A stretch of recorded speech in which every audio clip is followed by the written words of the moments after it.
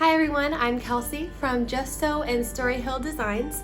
Today I'm going to be doing a tutorial on how to make your own bias binding. I have done a tutorial before on continuous bias binding. This version is a little bit easier because it takes out one of the steps from that tutorial. So if continuous bias binding was at all confusing to you, then this tutorial might make a little bit more sense. I'll explain the difference as I show you guys.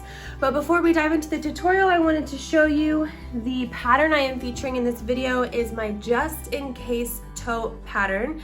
You make your own bias tape to go around this curved edge right here. My pattern is available on my website for sale. It's called the Just in Case Tote, or it's included for free in my pre-quilted bag kits. So today I'm going to be working on this bag right here.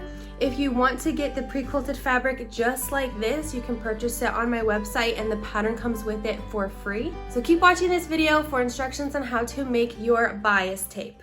Okay, for this technique, you need to start off with a square of fabric. Technically, that could be any size square.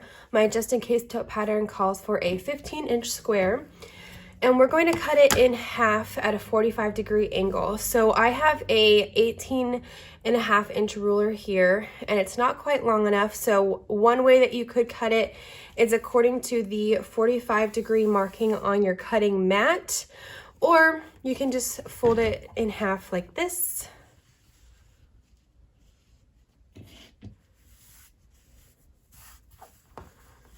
And then line up this folded edge along a line on your cutting mat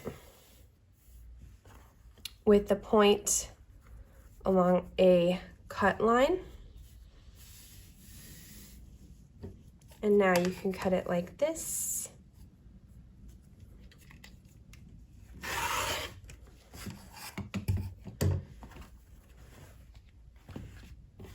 Okay, so now that our square is cut in half diagonally, we're going to take one piece and just flip it over so that they are right sides together. And this is the cross grain right here, and this is the bias edge. So we're going to sew the two cross grain sides together at a 1/4-inch seam. And so what I like to do is overlap them so that there is the little tail right here, the little point here overlaps it about a 1/4 inch so that my sewing starts, if you can see this, my 1/4-inch seam will start right here, right where that little tail pokes out, and we'll go all the way, oops, to this side. Okay, so now that I have sewn this together, I'm going to press this seam open.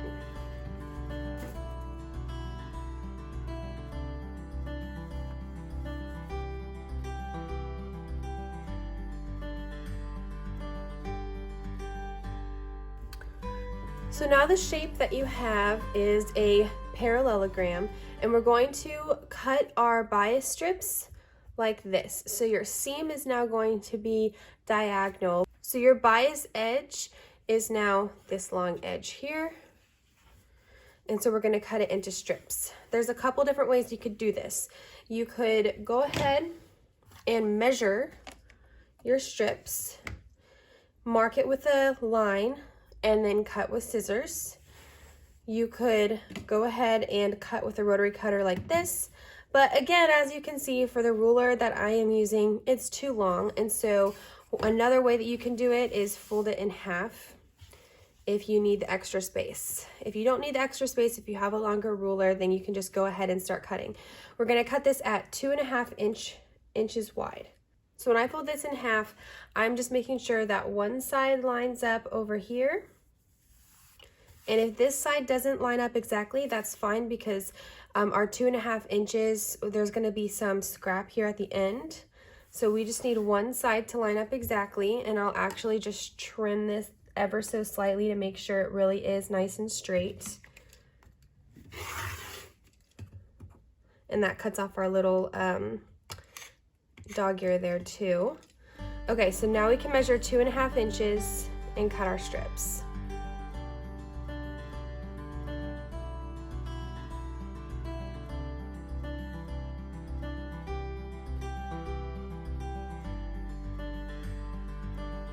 This is the difference between this tutorial and making continuous bias binding, which I do have another tutorial about. In this one, we're cutting our strips and then sewing them together. Continuous bias binding is where you sew the whole thing into a tube and then you only have to cut one time and they're already sewn together, which is great. It saves a couple minutes. It's a little bit more complicated. It's really your personal preference which one you decide to do, but they come out with basically the same result. The other one just might save a little extra time. So now we're just going to sew our strips together. So you'll take 2 strips, see how they're already at the same angle, so you don't need to trim these, you don't need to make them straight because we're just going to have mitered seams. So you put these right sides together.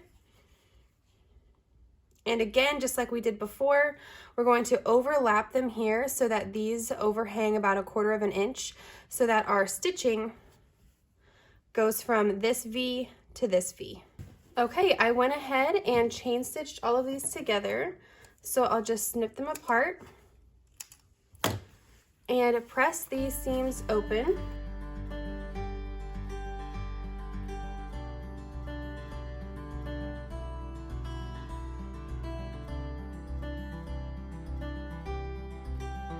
Okay, and now you have your bias tape.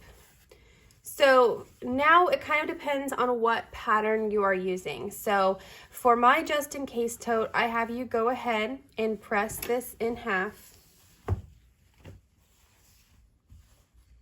But other patterns might tell you to leave it unpressed. It kind of depends on what project you're making. But as you're pressing it, you want to make sure you're not pulling it because now it is on the bias and so you can stretch it out of shape. So I'm just gently folding it. So for the just in case tote, I just like to fold over one edge of my bias tape. I've cut it into 2 different pieces, one for each side. And then wonder clips are going to be your best friend when trying to pin this to the edge of a bag just because of the thickness. So I'm going to grab some of those. Now when pinning this to the first side, I like to attach it to the side of the side panel first because if you think about it, this is kind of the inside part of the curve and the exterior is the outside part of the curve. And I just think it's a little bit easier to do that way. So I'm going to align the finished edge of this with the finished edge up here. Trim these little tails. And we're just gonna wonder clip it all along the edge. As you get to the other side here and you find that top edge that you're working with, you'll go ahead and you will cut it about 1/4 inch or more from the edge. And then we're just going to fold that over. I like to do this after I've wonder clipped it to the edge just to make sure that it's going to be precise. I'm going to fold this down and I just kind of work it with my fingers until it lines up exactly right here. Finger press it. One last wonder clip. Okay, and it's going to be a little bit bulky to fit this under your machine, but you're just going to sew along here with a 1/4 inch seam and then you'll fold it over to the other side. I just wanted to show you this real quick. If you get to the end of the other side and it looks like this is actually going to overhang the top of the bag a little bit, this is why all we do is press it in place. You don't sew it in place because now I can just lightly adjust it, slide that fold back down until it actually lines up with the top of the bag and it's nice and flush. Try to do this with one hand here. Okay, and now I can finish sewing.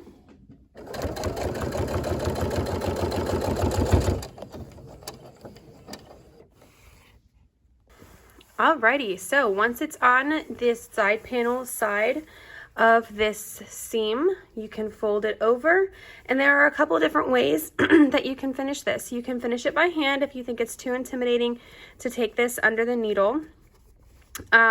You can finish it just however your favorite way is to do it by machine. One of my favorite things I like to use is an edge joining foot or a stitch in the ditch foot. It has this nice little groove right here what I like to do is off-center the needle. So instead of going into this little notch like it's supposed to, it's gonna go to the right of that. And then I fold my binding over to this side. And as I'm stitching, I line up the ditch part of this with the edge of my binding, like that. And then my needle, which is off to the right, will stitch on the very edge of the binding, and it usually comes out pretty well. So I'm gonna go ahead and do it that way. You can also go ahead and press this over if you think that'll help you. But this is why I like to start on the side panel part, sew it onto here first, is because it's the inside curve of the bag, and then as we flip it to the outside, it makes it nice and taut right here. So there's no pleats or anything like that. You're gonna get a real nice smooth binding right there. Okay, and here we have the finished binding. And one of the reasons I like to do the finished stitching on the exterior side of the bag is that that's kind of more where the focus is drawn to, so that on the back side, if you ever stitch, like, you know, you're off the binding and then all of a sudden you stitch on the binding or something right here, it's less noticeable because that folds towards the inside, so people aren't really looking at it. So that's the finished edge. Okay guys, I hope that was a helpful tutorial showing you guys how to make and attach your own bias binding. Make sure you check out my just in case tote pattern. I'll have it linked in the description box below. And if you're interested in buying some of my pre-quilted material, such as this one with this fabric, I also have 6 other fabric options. You can choose crosshatch quilting like this or meander quilting. I'll have that product linked in the description below as well. Enjoy. I hope you have a lot of fun, and I hope that bias tape is a little bit easier and a little bit less intimidating after this video. Have a nice day.